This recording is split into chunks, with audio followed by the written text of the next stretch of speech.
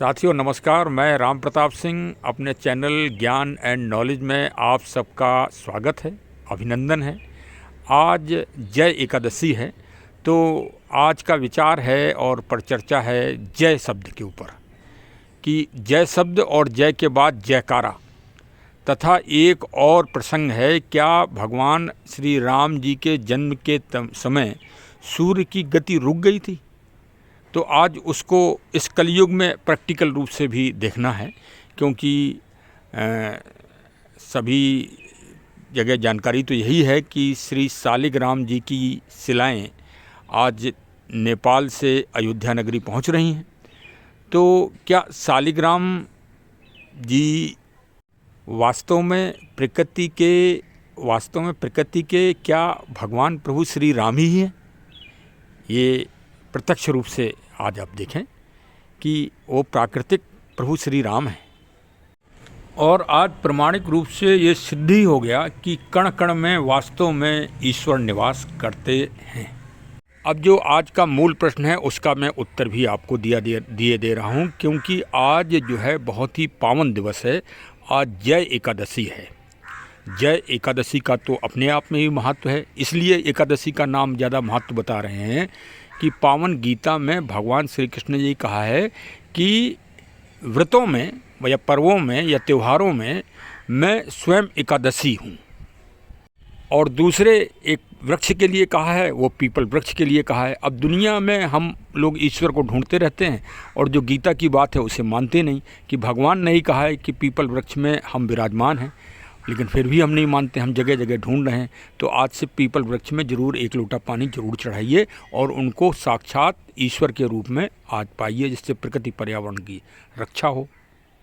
अच्छा भाई, हर ब्लॉक में थोड़ा प्रकृति का, पेड़ पौधों का जागरण तो होना ही चाहिए, क्योंकि हम तो यही मानते हैं कि प्रकृति शिव स्वरूप है। तो भगवान शिव, और जब राम जी की चर्चा हो, भगवान शिव का प्रसंग ना आए तो भी तो श्री रामचरितमानस अधूरी रहेगी।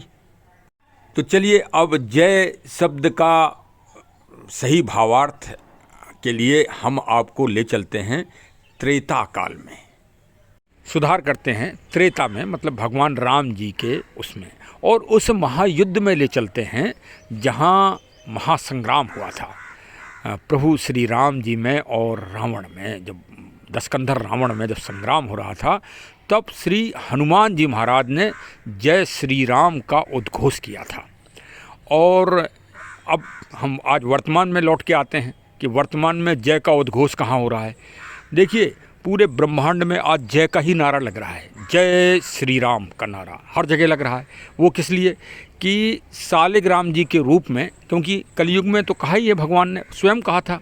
देखिए कब कहा था, करोड़ों साल पहले इस बात को कि हम कलयुग में शालिग्राम जी के रूप में रहेंगे। तो वही शालिग्राम जी गंडक पावन नदी से, काली गंडक जी से निकल के और कैसे चल रहे हैं? श्री हनुमान जी की तीर की तरह, जैसे कहा है। फिर सुंदरकांड में लौटेंगे तो फिर जो है वर्तमान आ जाएगा। सुंदरकांड में लेकिन लौटना पड़ेगा, एक चौपाई तो आपको सुनानी पड़ेगी, तभी आप समझ पाओगे कि हनुमान जी कैसे तीर की तरह चले थे। तो आपको वो भी चौपाई सुना दें, फिर आप समझ जाएंगे कि वास्तव में हनुमान जी का तीर आज भी उसी तरह से चल रहा है जैसे त्रेता युग में चला था। और राम रावण युद्ध के समय चले थे युद्ध, तीर। और जब माता सीता जी की खोज में गए थे हनुमान जी, वही उसी का प्रसंग है, मैं अभी चौपाई में सुना रहा हूँ आपको।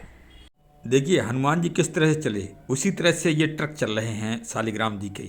जिम अमोघ रघुपति कर बाना, यही भांत चलो हनुमाना। श्री राम जी के तीर जिस तरह से चलते हैं उसी तरह से हनुमान जी चलते हैं, तीर की तरह। आगे फिर देखिए, बहुत अच्छा सुंदरकांड में संदेश है कि निश्चर निकर पतंग समय, रघुपति बाण कृसान, जननी हृदय धीर धरो, जरे निशाचर जान। यहाँ भी बाण का ही वर्णन है, बाण का, कि उस बाण से निशाचर जितने हैं या नकारात्मक लोग जितने हैं वो जले समझो, ऐसा कहते हैं हनुमान जी। माता जी सीता जी का मनोबल बढ़ाने के लिए ये उक्ति मनोबल बढ़ाने के लिए कही है हनुमान जी ने। अच्छा, जो सनातनों की एक आध्यात्मिक धारणा है कि कण कण में ईश्वर हैं, तो इन शालिग्राम जी में तो स्वतः भगवान नारायण श्री राम जी का निवास ही है, आज से नहीं, सतयुग काल से। तो इनकी प्राण प्रतिष्ठा नहीं की जाती, ये अपने आप में ही भगवान चल रहे हैं। हम लोग सोच रहे हैं अभी मूर्ति बनेगी, मूर्ति नहीं बनती। शालिग्राम जी की मूर्ति बनेगी वो तो अलग है, वो तो मानवीय लीला है। लेकिन जो प्राकृतिक और नेचुरल और प्रभु की या ईश्वर की जो लीला है, वो तो भगवान चल दिए। कब?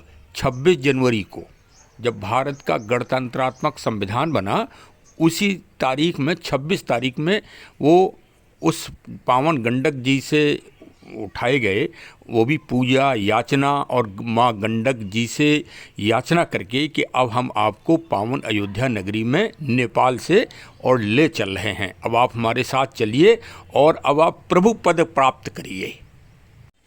अच्छा, और सूर्य नहीं रुक गया, इस बार तो चांद भी रुक गया, मून मतलब चंद्रमा जी भी रुक गए। क्यों? क्योंकि रात में 1 बजे श्री गोरखनाथ धाम गोरखपुर में भगवान की शिलाएं पहुंची और जन सैलाब निकल पड़ा, सड़कें भर गईं, जगह नहीं रह गई, जय घोष के नारे रात में लगे। इसका मतलब चंद्रमा भी रुक गया। अरे भाई, सूर्य तो भगवान जी के जन्म में रुका था और अब इस समय चंद्रमा भी रुक रहा है। कितना अद्भुत चमत्कार हो रहा है मान्यवर साहब। अच्छा, ये सब जो आप देख रहे हैं, जो ईश्वर की मानव लीला ये देख रहे हैं, ये कोई सतयुग में या त्रेता में या द्वापर में तो नहीं हो रही, ये तो कलयुग में आज वर्तमान में हो रही है।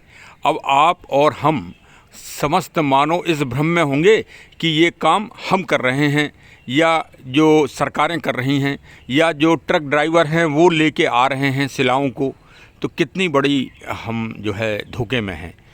देखिए, इस कहावत को याद करिए कि प्रबल भक्त के पाले पढ़कर ईश्वर को सिद्धांत बदलते देखा है।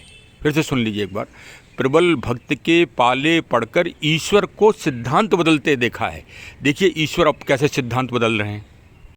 भाई, भारत में जो शिलाओं वाला पत्थर है वो दक्षिण भारत में और पश्चिम भारत में नर्मदा जी के आसपास पाया जाता है। आप कभी जाएं दक्षिण भारत में तो देखिए कितने बड़े बड़े पहाड़ हैं, बड़ी बड़ी शिलाएं हैं। लेकिन ये एक प्रतिरूपक आप देखिए कि वो नेपाल से ही आना है, वो भी गंडक नदी से आना है। हिमालय ऐसे स्वच्छ जल जहाँ से निकलता है, जहाँ ज्ञान की आदि भूमि है, वहीं से उस नदी को निकलना है और फिर नेपाल से और भारत के अतीत का सांस्कृतिक विरासत मिलना है और फिर हनुमान जी की तीर की तरह शिलाओं को चलना है ट्रकों पे। और जनता पूरी तरह से उसी तरह से आज अयोध्या के साकार रूप को दिखा रही है जो श्री रामचरितमानस व रामायण में वर्णित है। उसी तरह से आप देखिए, उसी तरह से लोग विलाप कर रहे हैं, उसी तरह से लोग आनंद मना रहे हैं, उसी तरह से लोग स्वागत कर रहे हैं, उसी तरह से भगवान राम और माँ सीता जी की छवि उन शिलाओं में देख रहे हैं। और देखिए एक चमत्कार और एक अचंभा कि दोनों शिलाएं भगवान प्रभु राम जी की और माँ सीता जी की सबसे पहले भारत में कहाँ पहुँच रही हैं? गोरखपुर में। जब इस पावन जगह पे जो है भगवान रखे गए थे शिलाओं मतलब विग्रह के रूप में, तो भगवान राम जी श्री दिग्विजय नाथ जो श्री आदित्य योगी नाथ जी के तीसरी पीढ़ी में हैं गुरु, उनके हाथ में थे। मतलब प्रबल भक्त के पाले पढ़कर। तो देखिए आज प्रभु किस रूप में उनके पास सबसे पहले भारत में अगर किसी स्थान पावन स्थान पर पहुँचे हैं तो श्री गोरखनाथ धाम पहुँचे हैं। और अब आपको ये जानकर भी खुशी होगी कि रात में 11 बजे, क्यों कल एकादशी थी, वो भी जय एकादशी थी, तो रात में 11 बजे करेक्ट अयोध्या जी की पावन भूमि में भगवान की शिलाएं क्रेन के द्वारा ट्रक से नीचे उतारकर भूमि में रख दी गई हैं। और पृथ्वी, समस्त पृथ्वी आज आनंदित है और खुश है और उनके भक्त भी आनंदित हैं। तो चलिए साहब, अब अगले चरण के लिए आप फिर खुश होइए और प्रसन्नचित होइए और प्रभु श्री राम माँ सीता जी की एक बार फिर से बोलिए जय सीता राम। यही वृतांत तो देख के लग रहा है कि ईश्वर प्रभु श्री राम जी भी दशरथ नंदन के रूप में मानव लीला ही कर रहे थे। वही मानव लीला आज यहाँ साकार चित्रित हो रही है। कोई प्रमाण को अब कोई प्रत्यक्ष को अब कोई प्रमाण की आवश्यकता अब बची नहीं है। वास्तव में ये ईश्वर शक्ति का इस कलयुग में साकार रूप है, आधुनिक उसमें। मैं तो पुलिस विभाग में था और लगभग 8 साल अयोध्या नगरी में रहा और बड़े प्रयास से सिर्फ 2.5 दिन मैं उस गर्भगृह पांडाल में भी मैंने ड्यूटी दी। तो जो अनुभूति हुई कि वास्तव में उस पंडाल वाली जगह ईश्वर जी का ही वास है, ये अनुभूति हुई थी हमको।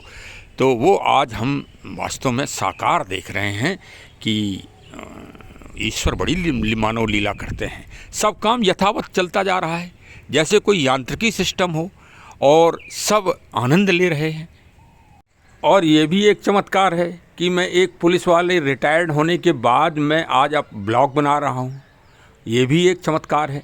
तो मैंने कहा मैं प्रमाणिक रूप से ज़रा उस पंडाल, जो पावन पंडाल था, उसकी भी स्थिति आज सभी को मैं बता ही दूँ। मेरी आत्मा ने ये आवाज़ दी तो मैं ये ब्लॉग बना ही रहा हूँ, क्योंकि जो वास्तव में जन्मभूमि है प्रभु श्री राम जी की, वो तो वही है पंडाल वाली पावन जगह, उसकी महानता है। और अब वो एक इतिहास का विषय हो जाएगी और इतिहास ही इस मानव समाज के लिए एक दर्पण है।